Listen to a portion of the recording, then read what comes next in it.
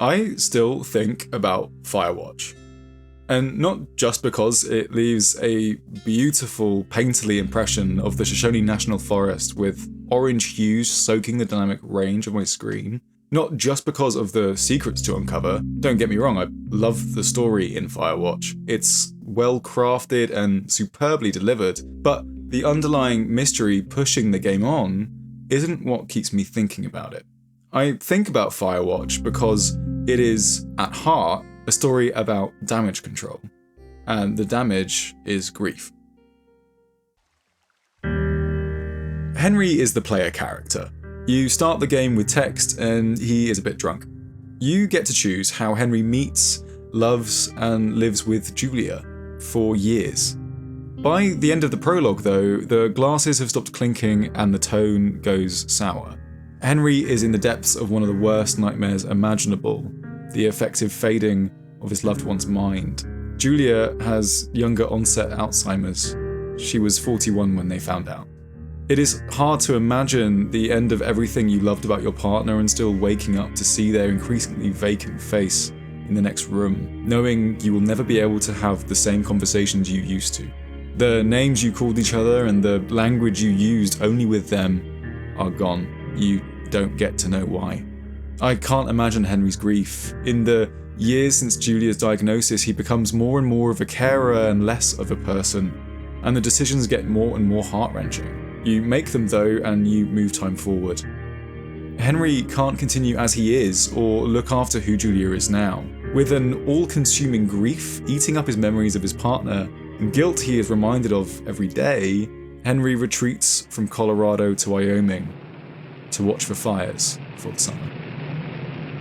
Depending on your choices in the prologue, Henry has either put Julia in a home or decided to try and look after her himself. Either way, Henry might feel he has failed her, but what more could he do? There is no easy answer. You don't fix dementia, no matter the choices you made. Now he is... just some sad man out in the woods.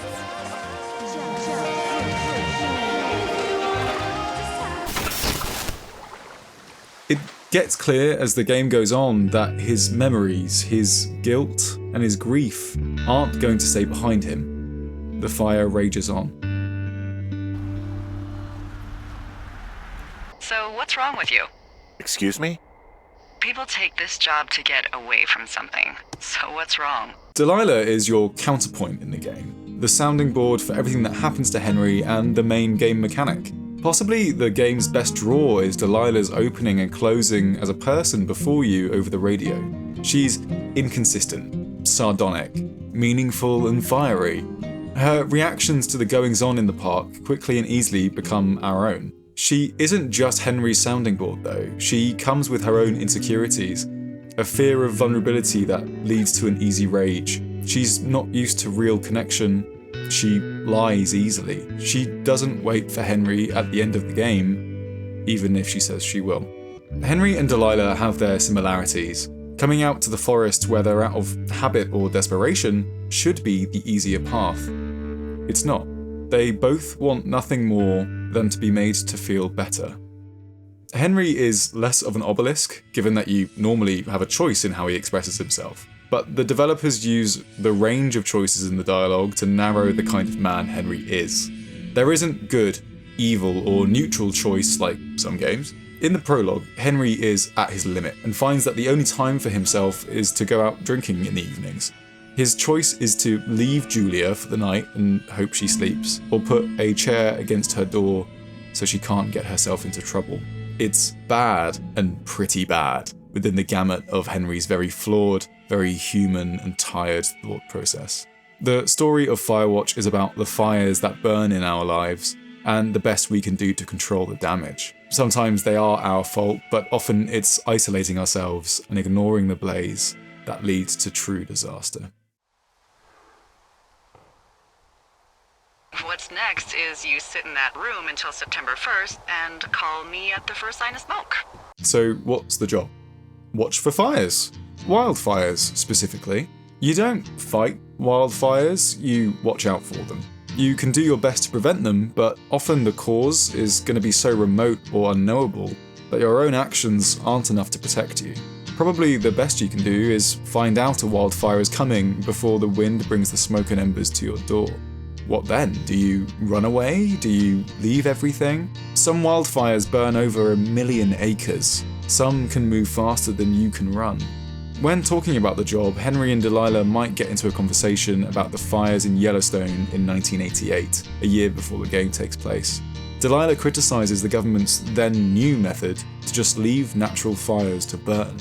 It led to 35% of the entire park suffering a degree of fire damage. What happens when you just don't touch it?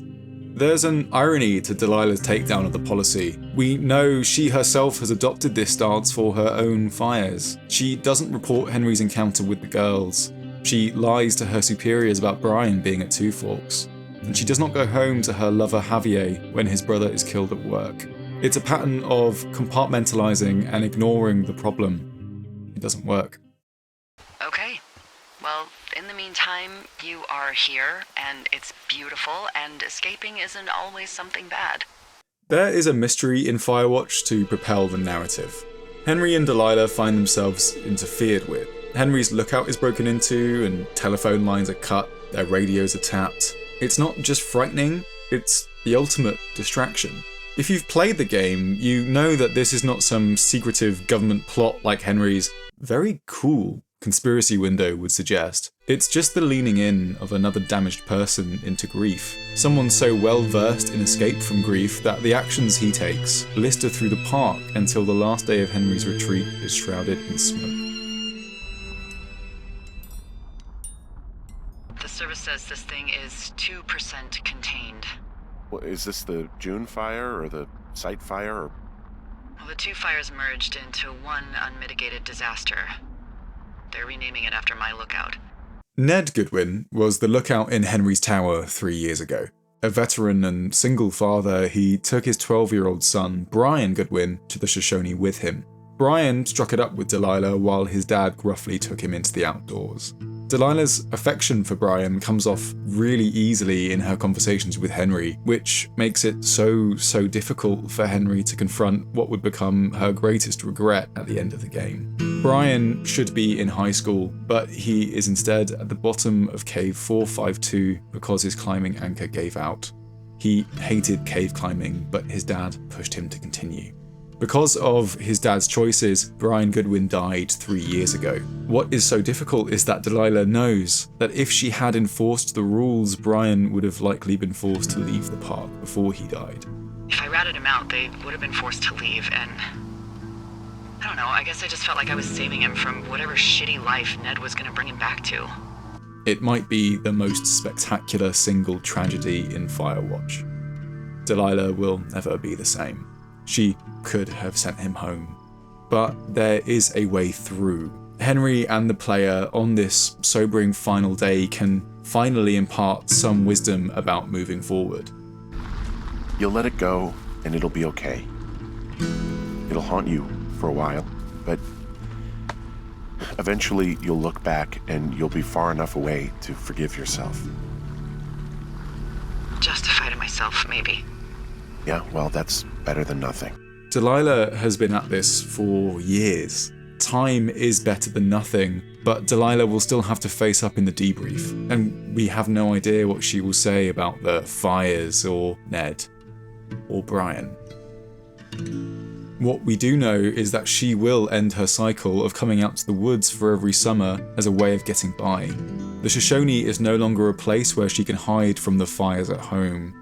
In my last playthrough, moving forward meant Delilah moving to Santa Fe with her sister and drinking big margaritas. It's not a moral reckoning, it's not an absolution, just a step forward. Look, you came out to put your memories behind you, and they're still right there in front of you.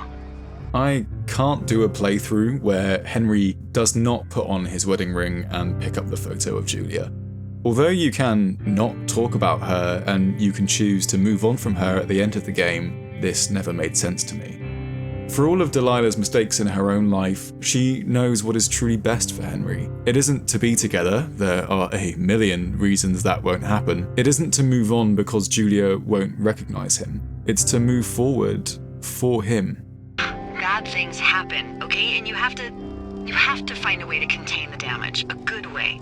Henry is plagued by his thoughts of Julia. Bad things have happened. A fire has burned out nearly everything he loved. But he can resolve to move forward for his own sake. Going back to Julia is not just for her, it is for him to confront everything after learning the true cost of letting the fire burn everything around you. Until you confront what remains, you can never know what will grow back. The end of the game has always been a hot topic. It's a heavy-hitting last 2 days where you find a dead boy, a brutally tragic father, and you never meet Delilah. I don't know what you want me to say. We're in the middle of a fire that is at 22,000 acres and growing. Fast. It's gonna burn all of this up. Well, take a picture if you're so keen to remember it. But these are all things that have to happen. Any delusions of conspiracy or of Henry and Delilah escaping together would be a distraction from what they need to face in their own lives, controlling the damage. On the last day, when you are leaving the tower, Henry might still insist that everything is connected, that there has to be a reason. But like Delilah says, it is sometimes like the universe does just cook up the cruelest things to happen.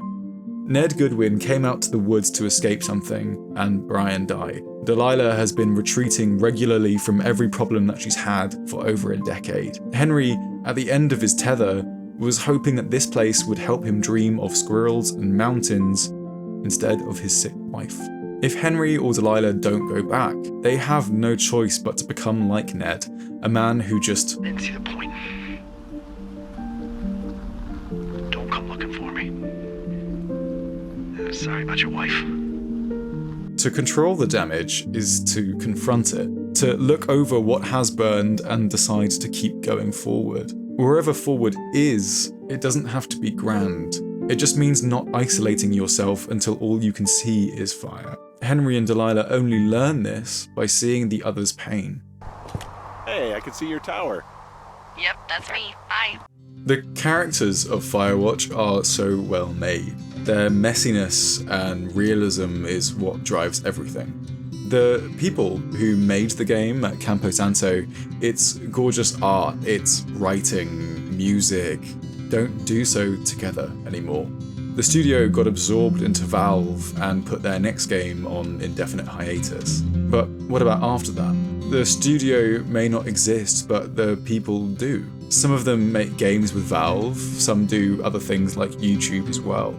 And others have gone on to start new game studios, like Gardens, to do exciting and new things. There is a world where Campo Santo continued to make great games, like Firewatch, just like there is a world where Delilah and Henry meet, where Brian never fell in the cave, or where Julia never got sick. We don't live in that world. But the studio is not the people. The forest is not the trees. It all grows back, and we have to be there for it, to see what comes next.